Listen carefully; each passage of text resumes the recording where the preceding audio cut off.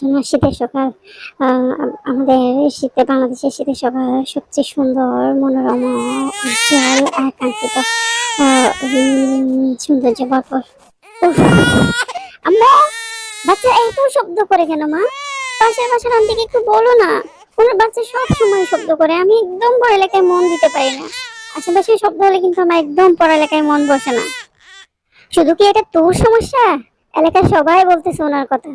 বাচ্চা সবগুলাকে একসাথে কান্না করতে দেয়, কোনো সামলানোর কোনো দায় নাই। যদি বাচ্চা সামলাইতে না পারে এতগুলো বাচ্চা নিছে কেন? আমিও ভাবি, কি মহিলা রে বাবা, অদ্ভুত। শুধু বললে হবে না আম্মু, তোমরা অ্যাকশন নাও। সবাই গিয়ে ওনাকে বলো। উনি এগুলা কিন্তু দায়িত্ব এড়াচ্ছেন। নিজের মতো করে বাচ্চাদেরকে কান্না করতে দেয় আর নিজে চুপ থাকে। অন্যদের সমস্যা হচ্ছে, শব্দ দূষণ হচ্ছে, এটা বুঝতে হবে না? তোমরা সবাই এক হয়ে যাও এখানে। হ্যাঁ, তুই ভালো বলেছিস, না বললে কেমনে হবে? আমাদের সমস্যা হচ্ছে, তো সমস্যার কথা বলতেই হবে।